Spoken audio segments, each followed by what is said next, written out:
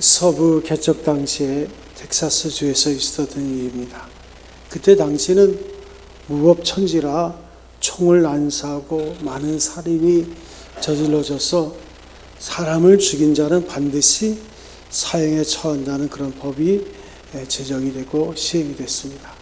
그런데 어느 날 평소에 덕망이 있고 선량한 그 이웃으로부터 사랑받는 한 청년이 아주 온순한 청년인데 술집에서 실수로 살인을 저질렀습니다. 그는 사형 선고를 받았고 이제 집행 날짜를 기다리고 있습니다. 그래서 온 동네 사람들이 그의 사람된 요인을 알고 탄원서를 이제 작성해가지고 진정을 했습니다. 모두가 서명을 하고 탄원한 끝에 드디어 특별 사면을 받게 됩니다. 주지사는 기쁜 마음을 가지고 그 사면장을 들고 감방에 있는 청년을 만나러 갔습니다. 그런데 청년이 이미 그 전에 온순한 청년이 아니에요.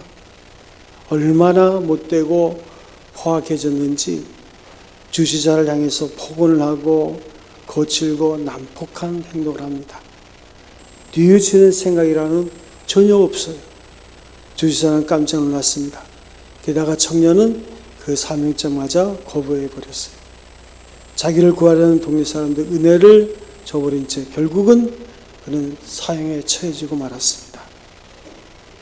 사랑하는 성도 여러분, 사함받은 사람은 사함받은 사람답게 살아야 죄 사함받을 권리가 있는 것입니다.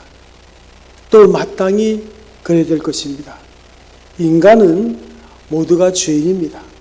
다만 죄인인 줄을 아는 죄인이 있고 또한 자기가 죄인이라는 것을 모르는 죄인이 있고 세 번째는 자기의 죄를 알지만 그 책임을 남에게 전가하는 그런 죄인이 있을 뿐입니다.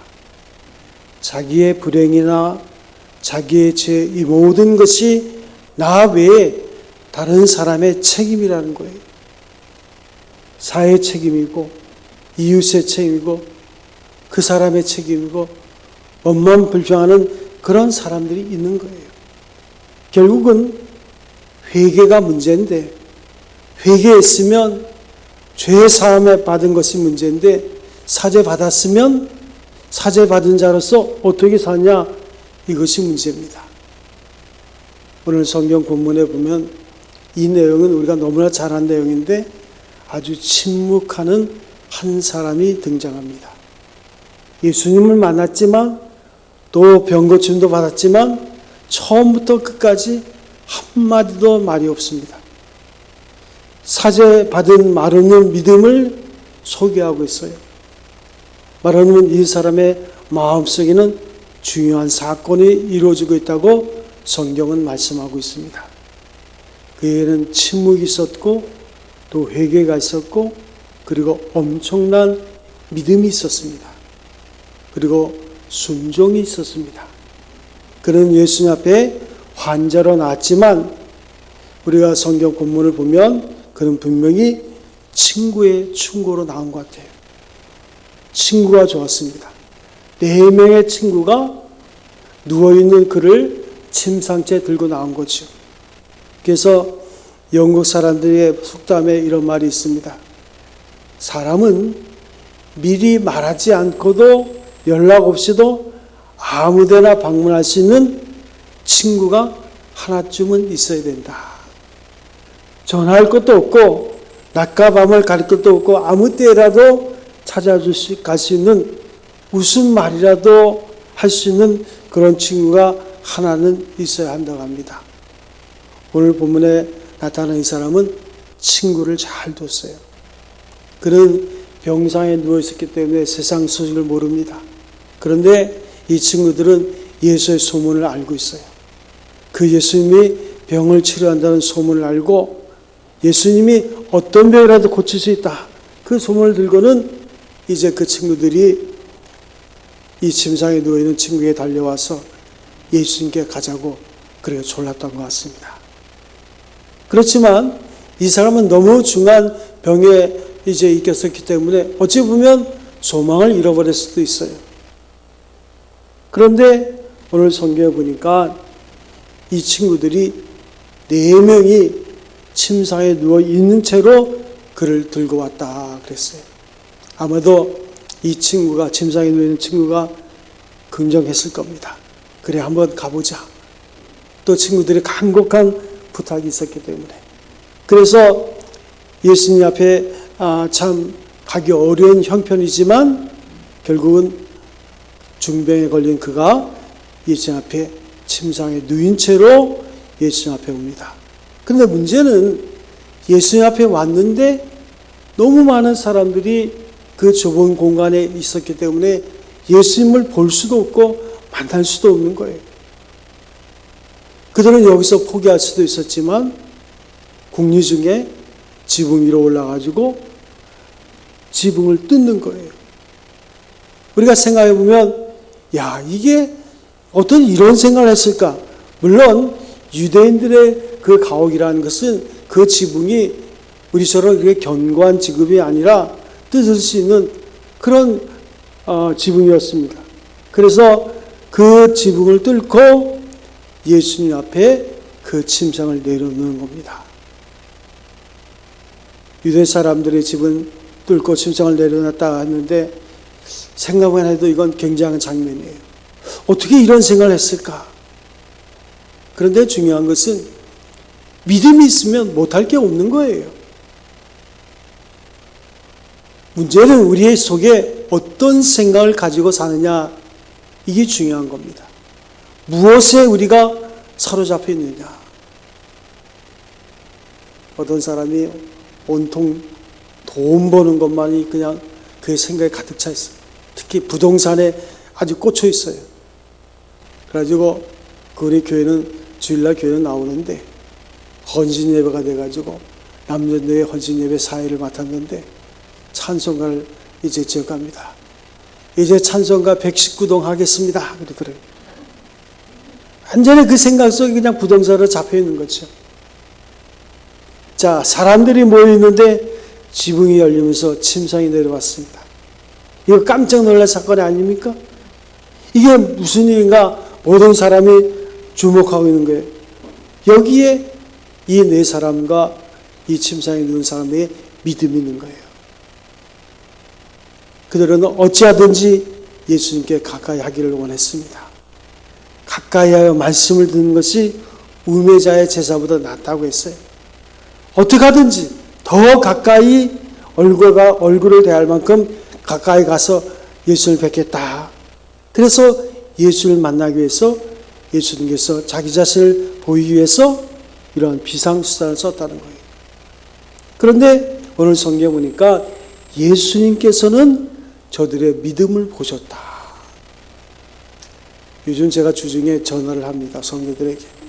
그래서 기도 제목이 뭐냐 물어보고 전화로 기도해주고, 어제는 꽤 오랫동안 안 나오던 분과 만나서 이야기를 했어요. 그랬더니 달이 그렇게 중요한지 5월달부터 나오겠다고. 아무튼 저는 예수님이 아니고 그러니까 말하지 않으면 기도 제목을 모르는 거예요. 새벽마다 기도, 여러분들 우리 성도들 얼마 되지도 않으니까 매일 기도하지만 특별한 기도가 있나, 그래서 전화를 하기도 합니다. 그런데 예수님은 저들의 믿음을 보셨다 그랬어요. 그 친구들의 믿음을 보시고 이 사람을 구원해 주십니다. 그래서 예수는 우리의 구원자가 되신 줄로 믿습니다. 그분은 하나님이십니다. 여러분들이 오늘도 하나님 되신 그리스도 예수를 바라보면 여러분의 삶의 소원이 이루어지는 거예요. 문제는 우리가 어떤 믿음을 가지고 주를 바라보느냐, 이것이 중요한 거예요.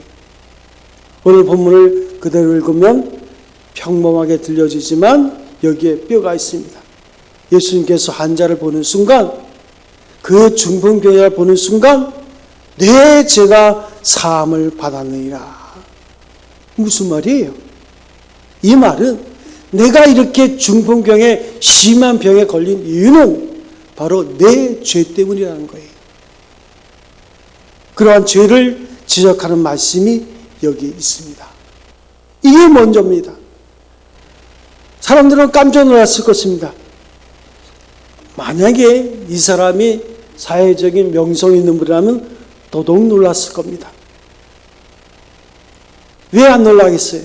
자기 죄가 다 드러나는데 어떻게 그럴 수 있느냐? 내 죄 때문에 내가 병들었다. 내 병의 원인은 바로 내 죄다. 예수님이 이렇게 진찰하신 거예요. 이건 보통 사람으로는 받아들이기 쉽지 않죠. 제가 전에 친하게 지내는 한의사 한 분이 있어요. 그게 아비스 지사인데 그분이 연세가 90이었어요. 그분은 120세를 살겠다고 늘 저한테 혼난다해서 우리 교회가 처음 시작할 때도 와서 그 장수하는 비결로 약도 나눠주고 그랬는데, 그래서 제가 부목사 있을 때는 그 한의원을 가끔 찾아갑니다. 그래서 한의원이 바빠요. 그럴 때는 잠깐 여기 기다리고 계시라고. 그래서 환자들이 진찰을 합니다. 그런데 환자들이 많아서 이제 진찰을 하는데 그 옆방에 앉아 있는데 다 들립니다. 환자 이야기하는 것을. 그게 본의 아니게 엿들게 됐어요. 그분이 말합니다. 환자를 보면서 아주 신경이 예민하구만. 소화가 잘 안 되죠? 그 너무 화를 내지 마세요. 속에 화가 가득 찼습니다. 부부싸움 하지 마시고, 그리고 근심 걱정하지 마셔야 됩니다. 이건 약으로 고칠 병이 아닙니다. 우선 마음을 평안하게 하셔야 합니다. 이렇게 몇 마디 했더니 환자가 화를 벌컥 내면서 아니 병이나 고치지 남이 부부싸움 얘기는 왜 말하냐고. 말이 되죠. 가만히 생각하면 이게 바로 신학적 문제입니다. 이거 보통 중요한 이야기가 아니에요. 당신의 병은 당신 죄 때문이라고. 이걸 받아들이지 못하는 거예요. 그래서 벌컥 화를 내는 옆에서 보기에도 민망합니다. 자, 오늘 본문에 나타난 이야기를 보세요. 많은 사람들 앞에서 침상을 달아내서 깜짝 놀랐는데 예수께서 어떻게 하시나 보자 했더니 내 죄 때문에 내가 병들었느니라. 아주 직선적으로 말씀하시는 거예요. 깜짝 놀랐습니다.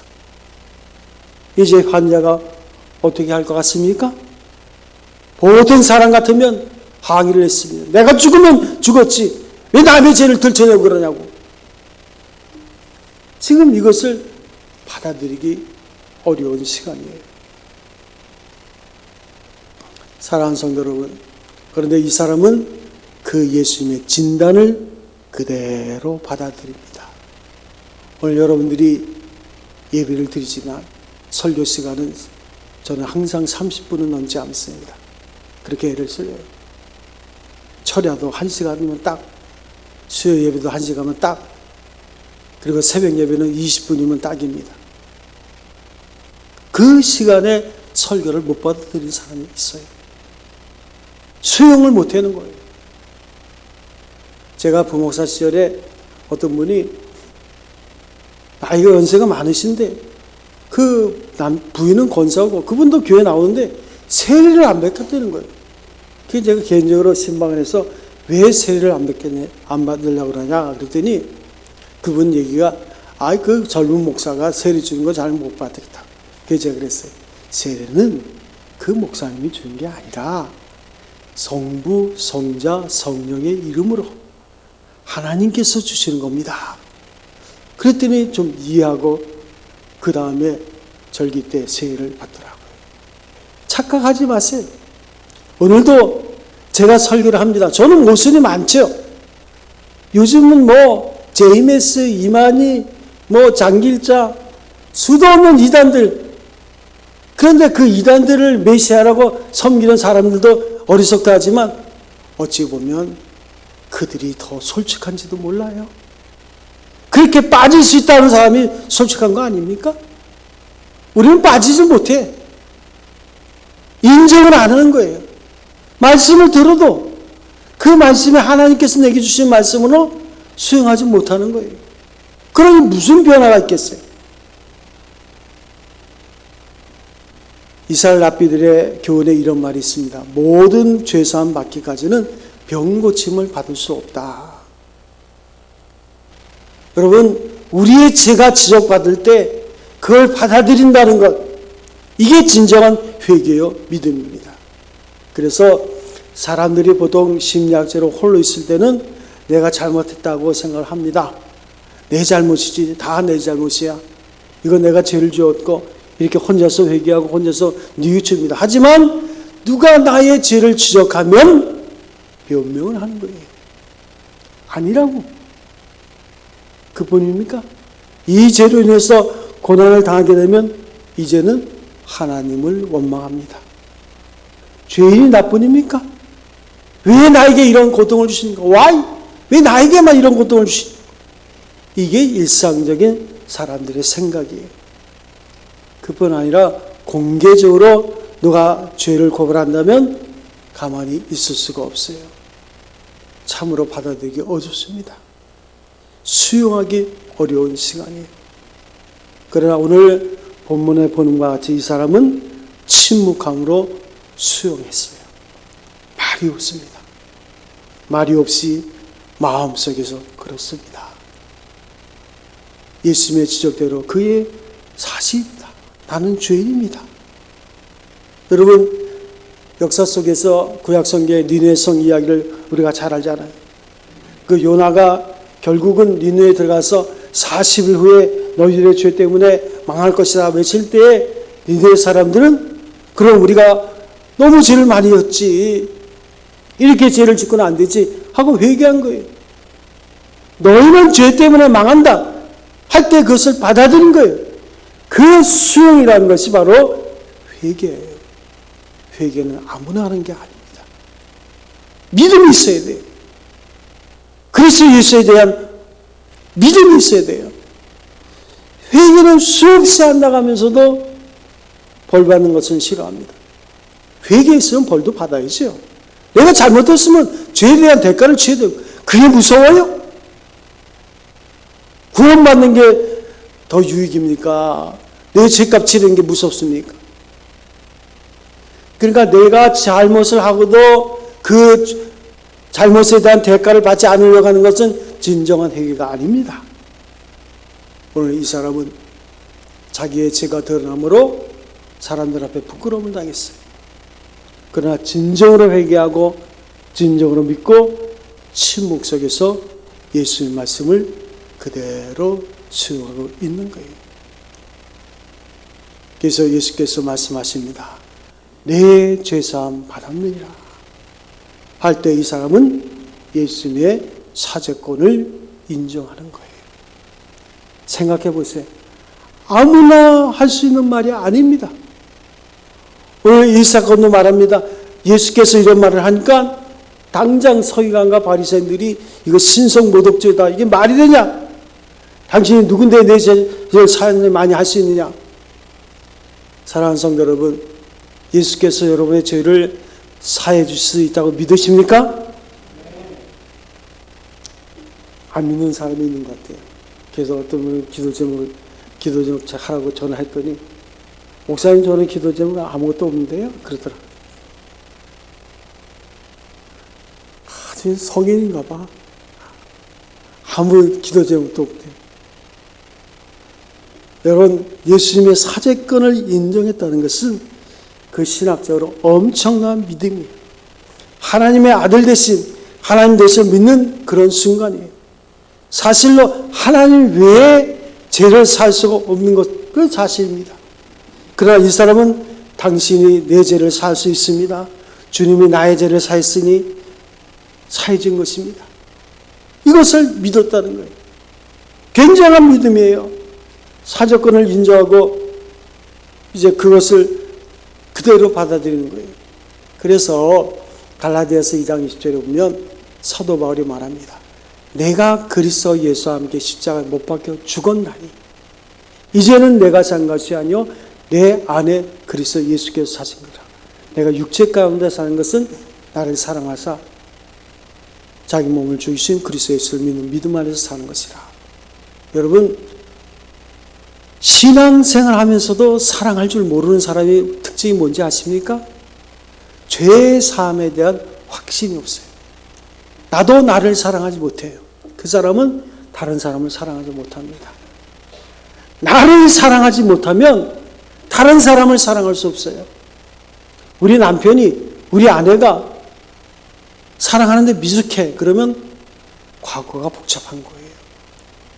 어릴 때 사랑받지 못하고 자란 거예요. 그렇기 때문에 내 자신을 바라볼 때는 사랑에 대한 확신이 없어. 그래서 다른 사람을 사랑하지 못해요. 그게 프로이드의 요법 아닙니까? 그래서 프로이드는 항상 문제가 있는 사람은 과거로 돌아가는 거예요. 특히 그 부모로부터 사랑받지 못하고 가정 불화일으키고 가정에 문제가 많은 사람들 특징이 뭘까요? 어른이 돼서 바람을 많이 핍니다. 가정을 내동댕쳐요. 자기도 가정에서 그렇게 상처를 받았는데 왜 그럴까요? 가정의 소중함을 모르는 거예요. 자기가 어릴 때는 상처받아서 내가 아버지가 되고 남편이 되고 그러면 내가 우리의 가정을 아름답게 안 돼요. 자기 속에 있는 그 상처를 치유받기 전에는 절대로 가정에 충실한 자가 되지 못합니다. 그게 특징이에요. 그거 희한하죠? 그래서 내가 나를 사랑할 때 비로소 남을 사랑할 수 있어요. 그래서 우리가 예수 그리스도의 죄 사함에 대한 확신을 갖게 되면 이제 내 자신의 존재를 예수의 피로 사랑하게 되면 우리는 다른 사람을 사랑할 수 있는 믿음이 생기는 거예요. 그래서 저는요, 어떤 분이 간증을 하는데 그런 간증을 합니다. 유튜브에다 간증하는데 나는 옛날에 강남의 룸살롱의 얼굴 마담이었습니다. 그래서 간증하는 여자분이 있어요. 저는 그분이 참 훌륭하다고 생각합니다. 자기의 죄를 다 공개하고 이제는 거기서 자유했으니까 누가 뭐래도 난 상관없어. 그때 그건 아니잖아요. 그 어거스틴 말 제가 자주 하잖아요. 어거스틴 어느 날 길을 가는데 창녀가 어거스틴을 보고 어거스틴 이리 오세요. 그랬더니 어거스틴 뒤를 딱 돌아보면서 뭐라 그랬어요? 나는 과거의 어거스틴이 아닙니다. 그리고 그냥 길 갔다. 아직도 여러분의 속에는 과거의 나를 가지고 있는 분이 있어요. 과거의 아픔, 과거의 상처, 예수 믿으면서도 죄사함 받지 못한 거예요. 그래서 무슨 말만 하면 옛날 남편 얘기나 하고 남편이 그게 속속인 얘기나 하고 자유하지 못한 거예요. 하기야 조인규 목사님도 신학교를 고등학교 졸업하지 않고 신학교 들어갔잖아요. 그래서 그 신학교 학장이 늘 때마다 조인규 학생 고등학교 졸업장 가져오세요. 그게 스트레스가 돼가지고 그렇게 큰 교회를 목회하는데도 무슨 저 어려움이 있으면 꿈에 그 신학교 교장이 딱 나타나는데 조인규 학생 고등학교 졸업장 가져오세요. 아직도 내 속에 있는 거예요. 그게 자유하지 못한 거예요. 여러분 그리스도 예수께서 여러분을 자유케 하신 줄로 믿습니다. 우리는 죄인이 아니에요. 죄를 위해서 죄인이 아닙니다. 그 죄는 그리스도 예수와 함께 끝난 거예요.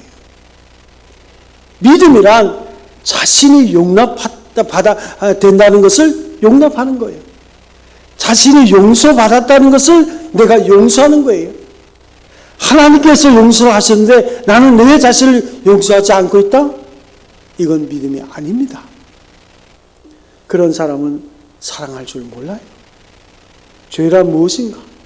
죄라는 것은 소외를 말합니다. 혼자 있기 좋아해요. 소외는 불신앙으로서의 소외가 있다고 했습니다. 하나님의 능력도 믿지 않아요. 하나님의 사랑도 믿지 않아요. 하나님의 용서도 받아들이지 않아요.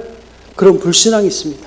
그래서 소외라고 하는 죄에 빠지는 거예요. 또 하나는 교만으로서의 소외가 있습니다. 하나님께서 나를 의롭다 하신 것을 인정하지 않아요. 내 의로, 내 선행으로 의로워지겠다고 끝까지 고집합니다. 그 교만이 죄가 되는 거예요. 욕망으로서의 소외가 있다고 그랬어요. 자기 집착에 빠져서 영영 아무것도 받아들이지 않습니다. 이 사람은 그 죄에서 벗어날 길이 없는 거예요. 그래서 유명한 심리학자 포로메이는 사랑과 의지라는 책에서 이렇게 말합니다. 사람이 자기 삶의 방향을 찾아가는 데는 세 단계를 거쳐야 한다는 거예요. 첫째가 소망입니다. 소망이 없는 자는 소망이 없다고 했어요. 유명한 빅터 프랭클린 아이슈비츠 수용소에서 3년 동안 그가 살아남았어요. 그 일이 너희를 자유케 하리라 하는 나치 독일의 그 악명 높은 표지판을 붙여놓고 하루에 빵 300g 그리고 1리터의 수프를 주고 하루 종일 일을 시키는데 쓰러지면 가스실로 가는 거예요. 그런데 어떤 사람은 쓰러지고 어떤 사람은 살아남느냐? 이상하게도 육체적으로 건강한 사람만이 쓰러지고 비실비실 죽어갈 것 같아도 허약한 사람들은 오히려 살아남더라는 거예요. 결국은 살고 죽고는 어디 있느냐? 그의 마음속에 있는 소망과 믿음이었다는 거예요. 소망이 없는 사람은 소망이 없어요. 믿음이 없는 사람은 죽는 거예요. 또 하나는 의지입니다. 신앙적 의지가 필요합니다. 그리고 결단입니다. 신앙적 의지를 위해서 신앙적 결단이 필요한 거예요. 생명을 위해서 버려야 될 것이 무엇인가? 믿음을 위해서 버려야 될 것이 무엇인가? 과감하게 버릴 수 있는 결단이 있어야 비로소 이 어려운 고통에서 살아남을 수 있더라는 거예요. 용서받은 자신을 자기가 사랑하고 소중히 여기는 마음이 있어야 되는 거예요. 그래서 나를 내 자신으로 바라보면 형편없지만 주님의 눈으로 나를 바라보면 너무 사랑스러워. 너무 가치가 있어. 너무 소중해. 감사해. 그 사랑 때문에 내가 만난 이웃을 내 몸처럼 사랑할 수 있는 거예요. 여러분, 우리가 수없이 용서를 위해서 기도합니다. 그러면서도 용서받는 간격을 모르는 거예요. 그렇기 때문에 영영 그 밝은 생활을 할 수가 없는 거예요. 예수 믿으면서도 그 얼굴이 어두운 거예요. 회개할 뿐만 아니라 내 죄를 사함받았느니라. 그 말씀과 함께 용서받은 감격이 있어야 새로운 생을 살 수 있는 거예요. 용서받은 나를 알고 나를 사랑하고 용서받은 자를 알고 저를 사랑해야 진정한 사랑이 되는 것입니다. 스펄전 목사님이 이런 말씀하셨어요. 사람이 하나님 앞에서 할 일은 계산적인 믿음을 가지지 말라. 절대적인 믿음을 가져라. 계산은 하나님께서 하시는 거예요. 이 사람은 뭐예요? 끝까지 말이 없어요. 그러나 그에게는 믿음이 있었습니다. 그에는 진정한 회개가 있었어요. 주님의 말씀을 들을 만한 겸손함이 그에 있었어요. 그리고 용서받은 자신에 대한 감사가 있었습니다. 그러기에 오늘 성경에 보면 일어나라 할 때 벌떡 일어나서 새로운 출발을 합니다. 일어나라! 그 말씀에 그는 순종해서 일어나서 새로운 인생의 장을 열게 되는 거예요. 여러분, 침묵하는 이 사람에게 이런 위대한 믿음이 있었습니다. 매 주일마다 하나님께서 말씀을 통해서 여러분에게 일어나라! 말씀하시는데 과연 내가 일어나서 침상을 거두고 새 생명으로 세상으로 걸어가고 있습니까? 4월 세 번째 주일이 부활주일입니다.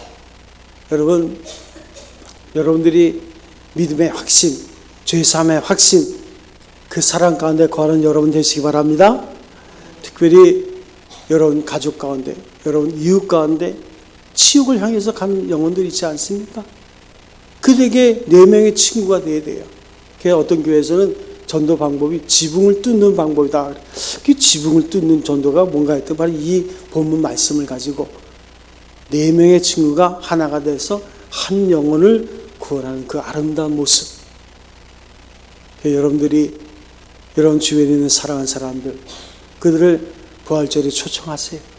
여러분 가족 중에 아직도 믿음의 확신이 없는 사람들, 구원의 확신이 없는 사람들, 그를 초청해서 우리 함께 일어나 하나님을 찬양하고 영광 돌리는 그 반열에 참여하는 성도 여러분 되시기를 주님의 이름으로 축원드립니다. 우리 9장 찬송하자 하겠습니다. 우리가 늘 부르던 찬송